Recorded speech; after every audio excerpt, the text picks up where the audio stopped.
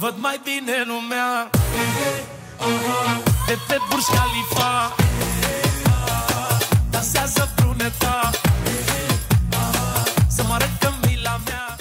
Bonjour à tous, aujourd'hui parlons insertion avec les jeunes, Andrei, Alina, Antonio, Florine. Aujourd'hui, on souhaite revenir sur leur parcours et leur histoire avec Rencontre-nous. Tous ces jeunes, je les ai vus grandir, je les ai accompagnés. Ce sont des petits qui sont devenus grands avec Rencontre-nous. C'est l'histoire de parcours et de rencontres. On est là pour aider les jeunes à se donner le choix de leur avenir. Beaucoup de jeunes pensent faire leur métier de leurs parents parce qu'ils ne connaissent que celui-là. Nous, on est là pour leur dire que d'autres voies sont possibles. On n'est pas là pour interdire des métiers ou des vocations. On est là pour leur ouvrir les yeux et des perspectives. À chaque jeune accueilli, tout un parcours se met en place, justement pour aller voir de nouveaux métiers. Par la culture et l'éducation, des voies se sont tracées, des vocations se sont révélées, des talents se sont exprimés. Rencontre-nous est donc là pour accompagner les jeunes à s'engouffrer dans ces chemins, plus ou moins sinueux. C'est notre quotidien depuis 2018, puisque nous accompagnons des jeunes volontaires en service civique issus du terrain depuis 2018, ce qui a d'ailleurs entraîné une nouvelle dynamique dans l'association. Il y a eu des parcours réussis, d'autres un peu moins, mais tous avec le même défi: donner aux jeunes le choix de leur avenir. Depuis 2018, nous avons ainsi accueilli plus de 50 jeunes volontaires en service civique. Nous les avons accueillis et accompagnés avec un seul message: aucune voie n'est tracée d'avance. Nous nous sommes donc engouffrés dans des chemins et chacun a trouvé sa voie. Pour l'association, le service civique a aussi été un tremplin vers sa professionnalisation et sa structuration, puisqu'aujourd'hui nous comptons 3 salariés, Andrei, Antonio et Florine, et tous les salariés de l'association sont passés par le service civique. Donc si le service civique est un tremplin pour les jeunes, elle a aussi été un tremplin pour l'association. Si on en est là, c'est aussi grâce au service civique. Alors commençons par le parcours le plus emblématique pour Rencontre-nous, celui d'Andrei, un jeune qui a aujourd'hui 21 ans et que j'ai rencontré il y a 10 ans sur le terrain, donc tu avais 10 ans quand je t'ai rencontré. Les gens commencent à te connaître, Andrei, mais est-ce que tu peux te représenter brièvement? Je m'appelle Andrei, je suis arrivé en France en 2010, à l'âge de 7 ans. Je suis arrivé sur le terrain de la Flambert. J'ai mis 1 an pour m'inscrire à l'école. Puis j'ai fini mon école élémentaire, je suis arrivé au collège et il fallait qu'on me fasse des stages. Et j'ai décidé d'aller voir l'association Rencontre-nous puisque je la connaissais quand ils sont venus la première fois sur le terrain à la Flambert. C'est comme ça que j'ai commencé à faire un premier stage, puis mon deuxième stage. J'ai aimé bien ce qu'on faisait avec l'association. Et du coup, j'ai demandé à faire un service civique. Et c'est de là que j'ai commencé à travailler avec l'association. Et puis je suis devenu animateur et médiateur scolaire. Et est-ce qu'avant de faire le stage, tu pensais que tu serais animateur et médiateur scolaire? Non, je me voyais pas faire ça, je me voyais plutôt faire agent d'entretien ou sécurité. Alors justement, comment t'es passé d'agent d'entretien ou de sécurité à médiateur scolaire, sachant que moi je me souviens de ton premier stage en 2018, c'était en 4e au collège Clément César. T'étais tout timide, t'avais pas confiance en toi, t'avais du mal à te citer quelques-unes de tes qualités qui étaient pourtant nombreuses. Donc moi aussi j'ai vu ton évolution personnelle, ton évolution professionnelle. Donc comment t'es passé justement d'agent de sécurité à médiateur scolaire? L'expérience que j'ai eue avec Rencontre-nous, avec les projets, avec les partenaires, avec ce que j'ai appris, en fait, ça m'a donné confiance et ça me plaisait en fait de faire ça. Et du coup, j'ai continué ce métier.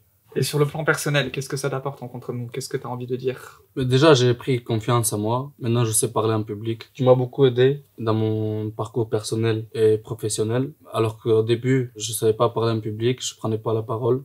Et j'ai envie de faire passer un message aux enfants. Je veux leur dire qu'ils font ce qu'ils veulent eux et qu'ils font pas ce que leurs parents ils ont fait parce qu'ils ont le choix de faire ce qu'ils veulent en France. Et en fait, on prend le temps et ça prend du temps, même si tout est pas rose. Et je veux pas qu'ils connaissent les mêmes difficultés que moi j'ai connues. Et c'est pour ça en fait je suis là pour les aider comme on m'a aidé. Et est-ce que tu as conscience que tu es un exemple justement pour les enfants? Oui, parce qu'en fait, ils me voient en fait d'un autre côté. Parce que moi, quand j'étais petit, j'ai bénéficié de cette action culturelle des sorties. Et maintenant, en fait, eux, ils me voient d'un autre modèle parce que justement, eux, ils se voient en sécurité ou agent de nettoyage. Alors que moi, aujourd'hui, ils me voient qu'on fait des sorties, qu'on fait des ateliers, qu'on prend plaisir à faire ça et que ça leur plaît aussi et ça me plaît de leur transmettre ça.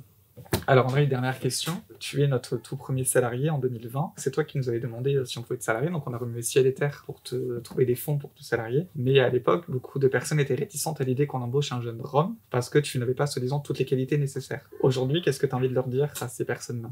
Aujourd'hui, je me sens à ma place, même si on rencontre des difficultés. J'ai l'impression des fois que je dois prouver que je suis capable de faire ce métier, alors que aujourd'hui je me sens légitime. Et même si j'ai encore des difficultés, toi tu m'aides beaucoup dans mon parcours. En tout cas, que ce soit avec toi ou avec tous les jeunes, Antonio, Alina, Florine, c'est vrai que les difficultés, elles sont là, on peut pas les cacher, on peut pas les nier, mais c'est normal, parce que vous êtes d'anciens décrocheurs scolaires, rappelons-le aussi, et que, à titre personnel, et toute l'association est fière de ces jeunes, parce qu'ils apprennent tous les jours, et qu'on est là pour les faire progresser, on est là pour leur proposer des choses de plus en plus difficiles, comme un escalier, ils gravissent chaque marche petit à petit. Donc ça, on en est extrêmement fiers. Donc merci André, t'es l'exemple le plus ancien de Rencontre Nous, mais derrière toi, il y a plein d'autres exemples. Tu n'es pas l'arbre qui cache la forêt, bien au contraire.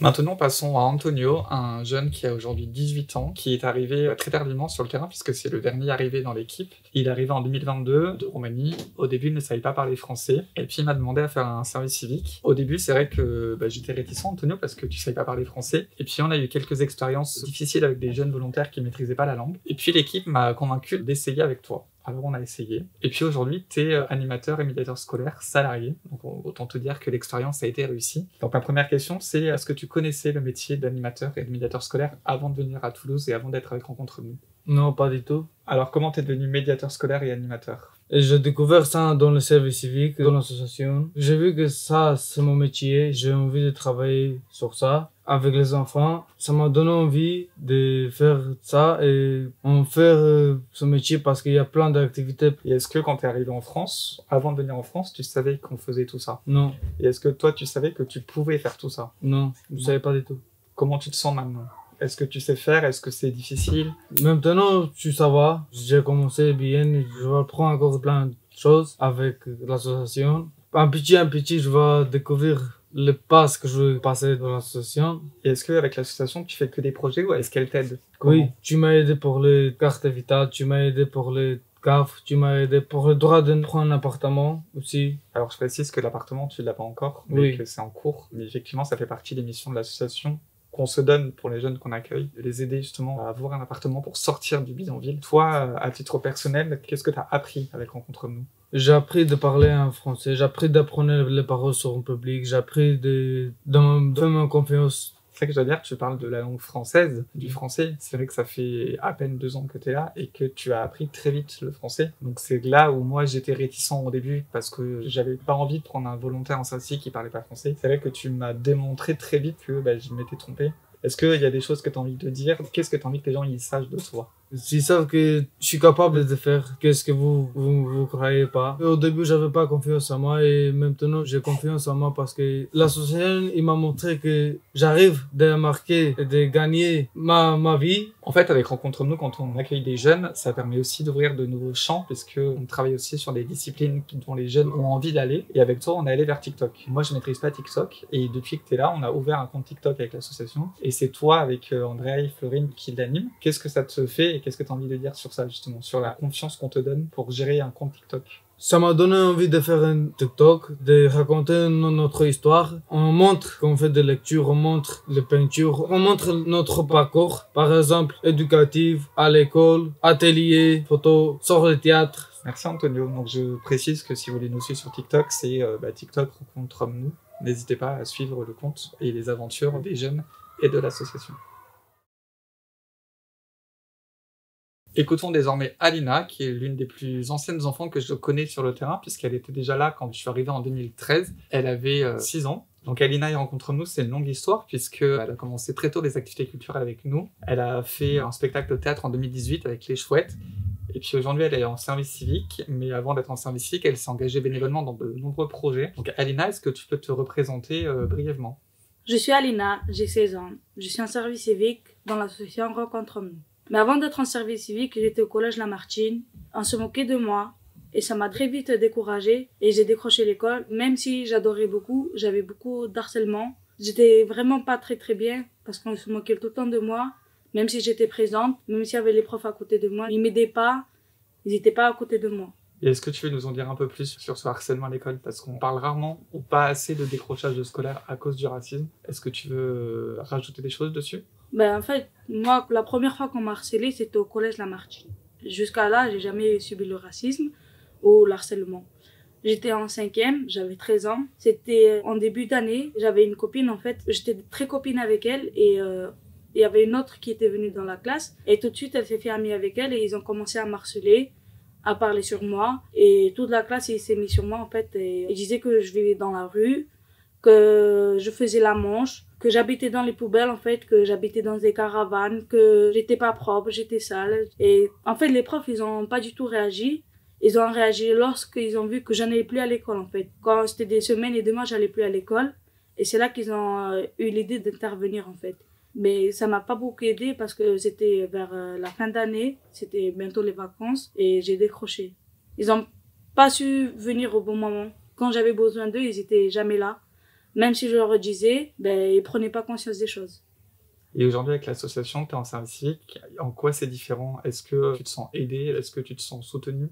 Je me sens très à l'aise, je me sens soutenue, je me sens encouragée. Comme en famille, en fait, je me sens comme chez moi, dans ma propre famille. Parce qu'on m'a beaucoup aidé à parler, à prendre la parole, à faire des projets avec eux, à faire des sorties avec les enfants. On m'a beaucoup aidé, oui, sur ce cas, même si j'étais très timide au début. Mais là, je me sens très, très à l'aise à prendre la parole en public, à parler, à faire des rencontres avec les gens. Et est-ce que tu peux nous raconter un peu ton quotidien avec le service civique? Qu'est-ce que tu fais en service civique? Ben avec le service civique, en fait, je m'amuse beaucoup. C'est une expérience pour moi que je garderai à vie parce que c'est une très belle expérience, une très belle... C'est un truc que tu peux pas décrire parce que c'est très, très, très beau. Il y a trop d'amour, il y a trop de joie. Même s'il y a des hauts et des bas, c'est comme ça, mais c'est trop beau. Avec l'association, je fais des programmes avec les enfants. On fait des sorties dans la ville. On fait des projets. On va au musée.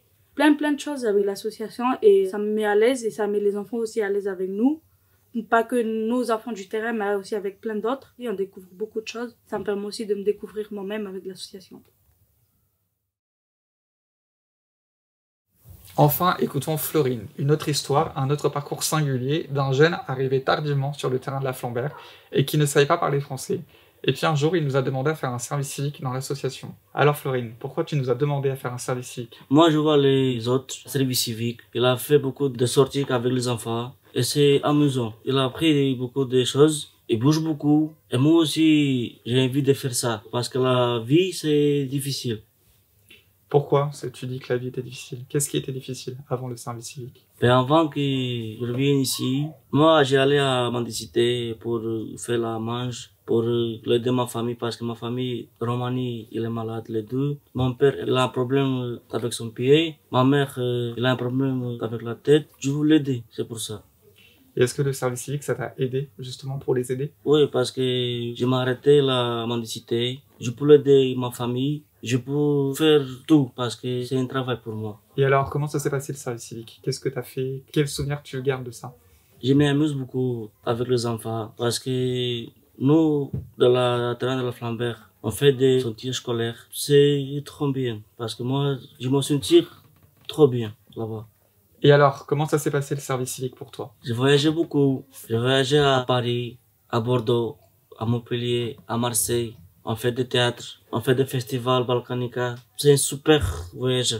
C'est vrai qu'avec Rencontre nous, les volontaires en service civique, on les intègre à l'équipe et qui sont partie intégrante de l'équipe. Et que quand on a un déplacement, ils viennent. Il n'y a pas les salariés et les volontaires. Et aujourd'hui, du coup, toi, tu es animateur et médiateur scolaire salarié. Donc, tu es passé de volontaire en service civique à salarié. Qu'est-ce que ça fait pour toi? Mais je suis fier de moi parce que avec les associations, j'ai compris français. J'ai parlé français aussi. J'ai parlé dans le public aussi. Avant, je suis timide. Ben voilà. Merci Florine.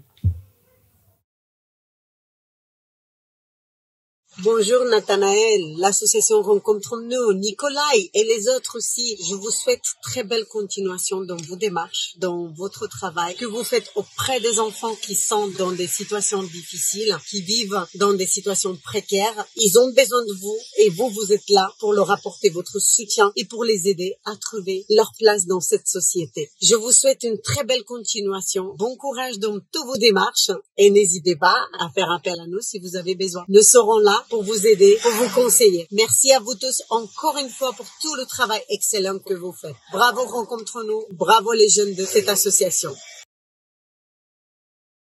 Je me suis dit que pour honorer l'association Rencontrons-nous, le mieux c'était effectivement de faire comme vous, c'est-à-dire d'être une association dynamique, en mouvement, et donc qui se remet en cause et qui avance. Et donc je mets les pieds à l'image effectivement de ce que je vous dis. Alors cette association Rencontrons-nous, d'abord pour moi c'est une association importante en matière de culture et d'accès à la culture. Alors bien sûr on peut penser à la fierté des origines de la culture rome, on pense évidemment à la rencontre culturelle et interculturelle avec vos pièces de théâtre, et puis on pense aussi évidemment aux différents déplacements que fait l'association. Et par exemple cet été, sur vos posts LinkedIn, vous rendiez compte de visites par exemple dans des musées célèbres. Et puis la deuxième dimension, c'est qu'avec la crise sanitaire de 2020, vous vous êtes engagé dans la médiation scolaire avec beaucoup de succès, puisque non seulement la quasi-totalité des enfants du terrain de la Flambergue qui accompagnent l'association Rencontrons-nous sont scolarisés, et avec pas mal de succès, avec une belle persévérance scolaire, mais qu'en outre, l'association a développé des relations intenses avec l'ensemble des partenaires. Bien sûr, on peut penser au CASNAV, à l'Éducation nationale, mais tous les partenaires associatifs, et que vous organisez chaque année les rencontres de la médiation scolaire avec plus d'une centaine de participants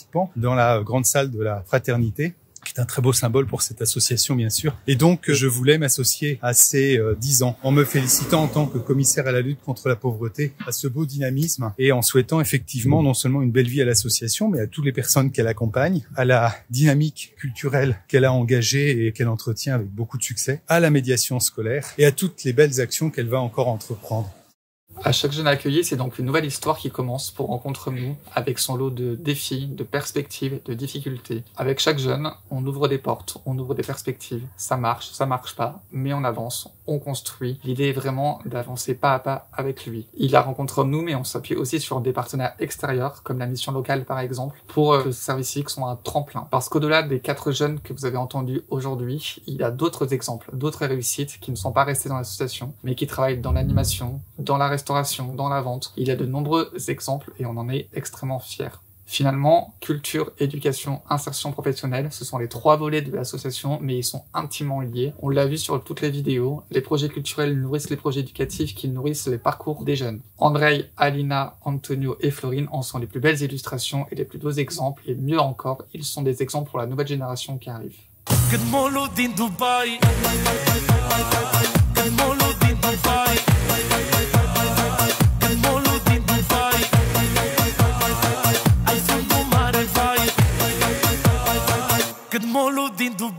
Et alors, comment t'es devenu animateur et médiateur scolaire?